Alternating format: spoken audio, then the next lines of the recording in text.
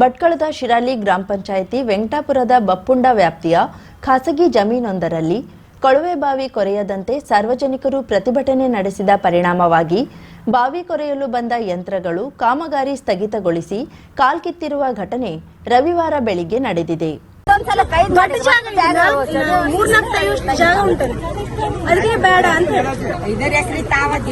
ಅಲ್ಲ ಅಕಸ್ಮಾತ್ ಏನಾರು ಅವ್ರ ಗಿಡಗಳಿಗೆಲ್ಲ ನೀರು ಅಕಸ್ಮಾತ್ ಬೇಕಾದ್ರೆ ಅವ್ರು ಏನ್ ಮಾಡ್ತಾರೆ?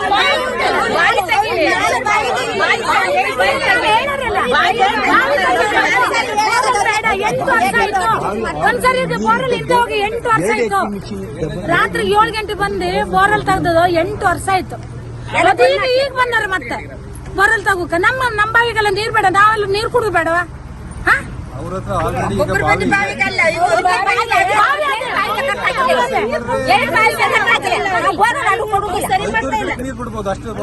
ಬಪ್ಪುಂಡ ಪ್ರದೇಶದಲ್ಲಿ ಭೂಮಾಲೀಕರೋರ್ವರು ತೋಟದ ಅಭಿವೃದ್ಧಿಗಾಗಿ ರವಿವಾರ ಬೆಳಿಗ್ಗೆ ಬೃಹತ್ ಯಂತ್ರಗಳನ್ನ ತರಿಸಿಕೊಂಡು ಕೊಳವೆ ಬಾವಿ ಕೊರೆಯಲು ಮುಂದಾಗಿದ್ರು.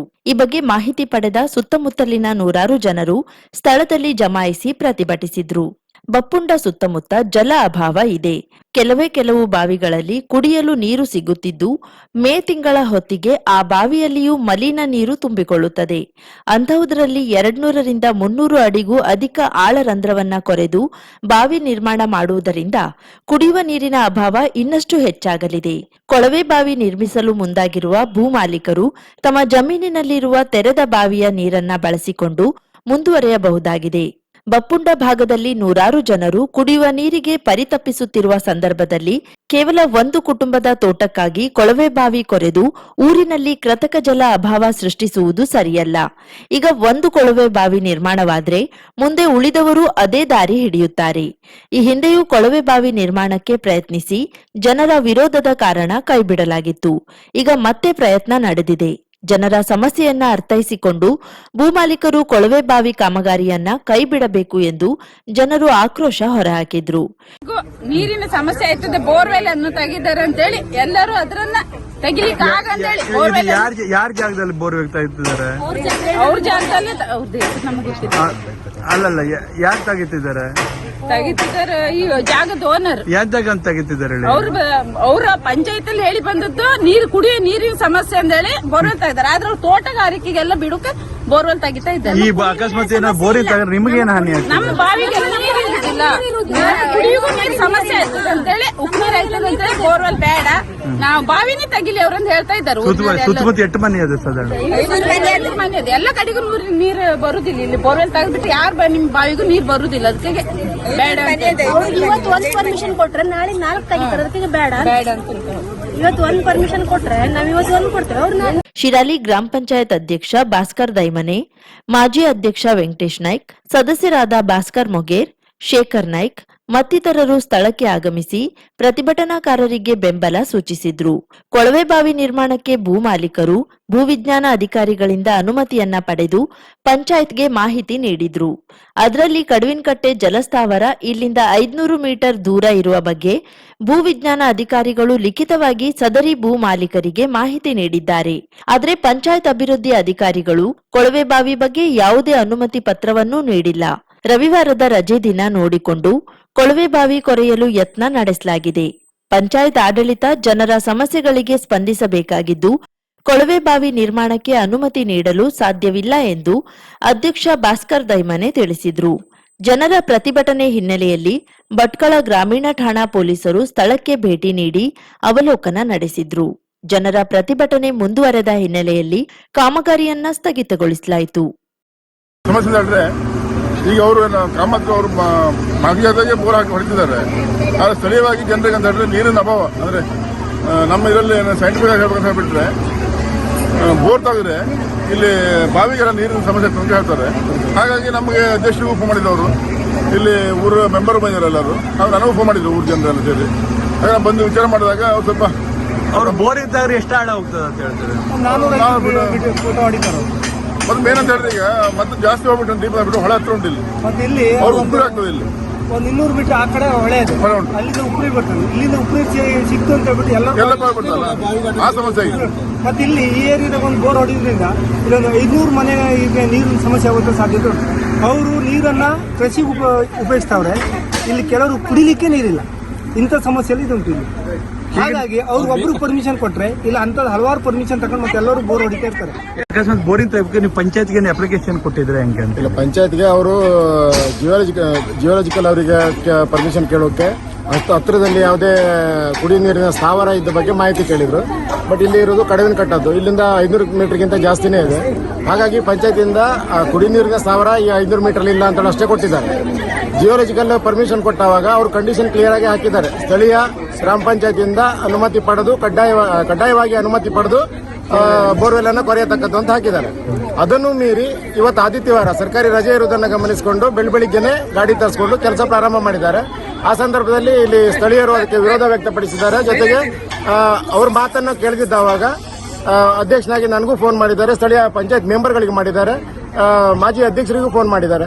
ಆ ಎಲ್ಲ ಕಾರಣದಿಂದ ನಾವು ಬಂದಿದ್ದೀವಿ. ಮತ್ತು ಇಲ್ಲಿ ಜನ ಸೇರಿದ್ದನ್ನು ನೋಡಿಕೊಂಡು ಏನು ಜಾಗದ ಮಾಲೀಕರು ಪೊಲೀಸ್ ಇಲಾಖೆಗೂ ಕಂಪ್ಲೇಂಟ್ ಮಾಡಿದ್ರು, ಅವರು ಸಹ ಬಂದಿದ್ದಾರೆ.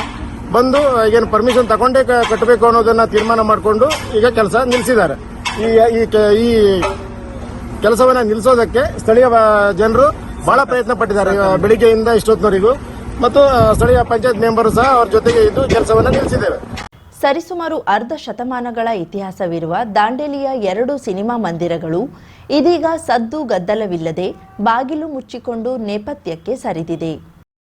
ಒಂದು ಕಾಲದಲ್ಲಿ ಪ್ರೇಕ್ಷಕರಿಂದ ತುಂಬಿ ತುಳುಕುತ್ತಿದ್ದ ದಾಂಡೇಲಿಯ 2 ಸಿನಿಮಾ ಮಂದಿರಗಳು ಈಗ ಖಾಲಿ ಅಷ್ಟೇ ಅಲ್ಲ, ಬೀಗ ಜಡಿದುಕೊಂಡು ಬಿಕೋ ಎನ್ನುತ್ತಿವೆ. ಹುಬ್ಬಳ್ಳಿಯ ಅಪ್ಸರಾ ಹಾಗೂ ಸುಧಾ, ಶಿರಸಿಯ ನಟರಾಜ್, ಅಂಕೋಲಾದ ಸಮರ್ಥ್, ಕಾರವಾರದ ಅರ್ಜುನ್ ಸೇರಿದಂತೆ ಹಲವು ಚಿತ್ರಮಂದಿರಗಳ ಒಡೆತನವನ್ನ ಹೊಂದಿರುವ ರೈಕರ ಎಂಬುವವರ ಮಾಲೀಕತ್ವದ ಅಶೋಕ್ ಮತ್ತು ಶ್ರೀಹರಿ ಎಂಬ 2 ಸಿನಿಮಾ ಮಂದಿರಗಳು ದಾಂಡೇಲಿಯಲ್ಲಿ ಇದ್ದವು. ಅಶೋಕ್ ಚಿತ್ರಮಂದಿರ 1972ರಲ್ಲಿ ಆರಂಭಗೊಂಡಿತ್ತು.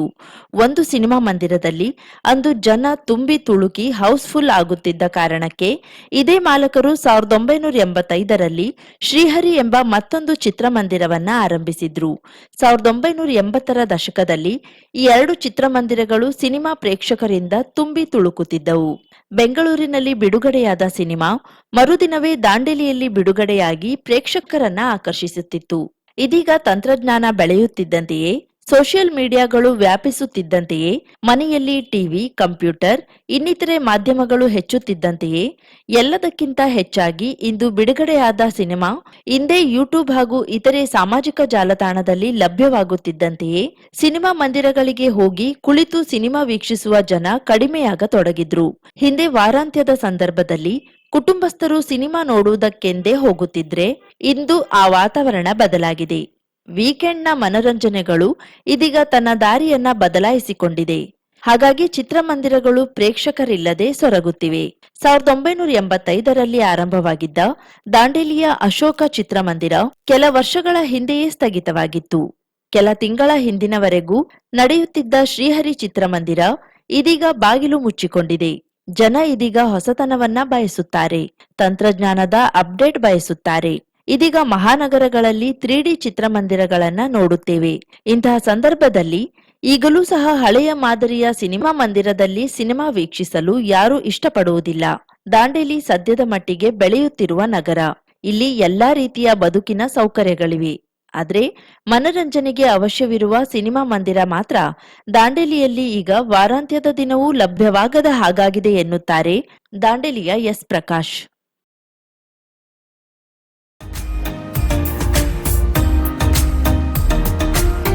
ಮಿಲನ್ ಎಂಟರ್ಪ್ರೈಸಸ್ ಬೃಹತ್ ಎಲೆಕ್ಟ್ರಾನಿಕ್ ಹಾಗೂ ಫರ್ನಿಚರ್ ಮಳಿಗೆ. ಉತ್ತರ ಕನ್ನಡ ಜಿಲ್ಲೆಯಲ್ಲೇ ಅತಿ ಹೆಚ್ಚು ಮಳಿಗೆಗಳನ್ನ ಹೊಂದಿರುವ, ಅತಿ ಹೆಚ್ಚು ಸಂತೃಪ್ತ ಗ್ರಾಹಕರನ್ನ ಹೊಂದಿರುವ ಮೂಲಕ ಹೆಗ್ಗಳಿಕೆಗೆ ಪಾತ್ರವಾಗಿರುವ ಏಕೈಕ ಸಂಸ್ಥೆ ಮಿಲನ್ ಎಂಟರ್ಪ್ರೈಸಸ್. ನಮ್ಮ ಮಳಿಗೆಗಳಲ್ಲಿ ಪ್ರಸಿದ್ಧ ಕಂಪನಿಗಳ electronic refrigerator, washing machine, LED TV, ಎಸಿಗಳು ಲಭ್ಯ. ಭಾರತದ ಕರಾವಳಿ ಹವಾಮಾನಕ್ಕೆ ಹೊಂದಿಕೊಳ್ಳುವ ನಂಬರ್ 1 ಬ್ರ್ಯಾಂಡ್ ಆದ ಗೋದ್ರೇಜ್ ಕಂಪನಿಯ ಕಪಾಟು, ಆಫೀಸ್ ಟೇಬಲ್, ಆಫೀಸ್ ಚೇರ್, ಬ್ಯಾಂಕ್ಗಳಿಗೆ ಹಾಗೂ ಚಿನ್ನದ ಅಂಗಡಿಗಳಿಗೆ ಬೇಕಾಗುವ ಸೇಫ್ ಲಾಕರ್ಗಳು ಅತಿ ಕಡಿಮೆ ಬೆಲೆಯಲ್ಲಿ ಲಭ್ಯವಿದೆ. Teak wood sofa set, wooden dining table ಹಾಗೂ ಗ್ರಾಹಕರಿಗೆ ಬೇಕಾಗುವ ಅಳತೆಯಲ್ಲಿ ನಿಮ್ಮ ಮನೆಗೆ ಹೊಂದಿಕೊಳ್ಳುವ ಹಾಗೆ ಫರ್ನಿಚರ್ಗಳನ್ನ ಮಾಡಿಕೊಡಲಾಗುವುದು. ಕಸ್ಟಮೈಸ್ಡ್ ಕಿಚನ್, ವಾರ್ಡ್ರೋಬ್ಗಳನ್ನ ಅತಿ ಹೆಚ್ಚು ವರ್ಷಗಳ ಕಾಲ ಬಾಳಿಕೆ ಬರುವ ಹಾಗೆ ವಾರಂಟಿಯೊಂದಿಗೆ ಮಾಡಿಕೊಡಲಾಗುವುದು. ನಮ್ಮಲ್ಲಿ ಡ್ಯೂರಾಫ್ಲೆಕ್ಸ್, ಗೋದ್ರೇಜ್ ಕಂಪನಿಯ memory foam mattress, orthopaedic mattress, spring ಮ್ಯಾಟ್ರೆಸ್ಗಳು ಕಡಿಮೆ ಬೆಲೆಯಲ್ಲಿ ಲಭ್ಯ. ವಿವಿಧ ಕಂಪನಿಗಳ ನವೀನ ಮಾದರಿಯ ಮಿಕ್ಸರ್, ಗ್ರೈಂಡರ್, ಫ್ಯಾನ್, ಕುಕ್ಕರ್, ತವಾ, ಫ್ಲಾಸ್ಕ್, ಮೈಕ್ರೋ ಓವೆನ್ಗಳು ಲಭ್ಯವಿದೆ. 0% ಬಡ್ಡಿಯೊಂದಿಗೆ ಸ್ಥಳದಲ್ಲಿಯೇ ಬಜಾಜ್ ಫೈನಾನ್ಸ್ ನಿಂದ ಸಾಲ ಸೌಲಭ್ಯವಿದೆ. ಮಿಲನ್ ಎಂಟರ್ಪ್ರೈಸಸ್ ನಲ್ಲಿ ಖರೀದಿ ಮಾಡುವ ಗ್ರಾಹಕರಿಗೆ ಡಿಸ್ಕೌಂಟ್ ಮತ್ತು ಗಿಫ್ಟ್ ಜೊತೆಗೆ ಪ್ರತಿ 2,000 ರೂಪಾಯಿಗಳ ಖರೀದಿಗೆ ಒಂದು ಬಂಪರ್ ಲಕ್ಕಿ ಡ್ರಾ ಕೂಪನ್ ನೀಡಲಾಗುವುದು. ಈ ಲಕ್ಕಿ ಡ್ರಾನಲ್ಲಿ 7 ಲಕ್ಷದವರೆಗೆ ಬಹುಮಾನ ಗೆಲ್ಲುವ ಅವಕಾಶ ನಿಮ್ಮದಾಗಿರುತ್ತದೆ. ಲಕ್ಕಿ ಡ್ರಾದಲ್ಲಿ 1 ಕಾರ್, 2 ಬೈಕ್ ಮತ್ತು ರೆಫ್ರಿಜಿರೇಟರ್, ವಾಷಿಂಗ್ ಮಷಿನ್ ಸೇರಿದಂತೆ 30 ಲಕ್ಕಿ ಗ್ರಾಹಕರಿಗೆ ಬಹುಮಾನ ಗೆಲ್ಲುವ ಅವಕಾಶ.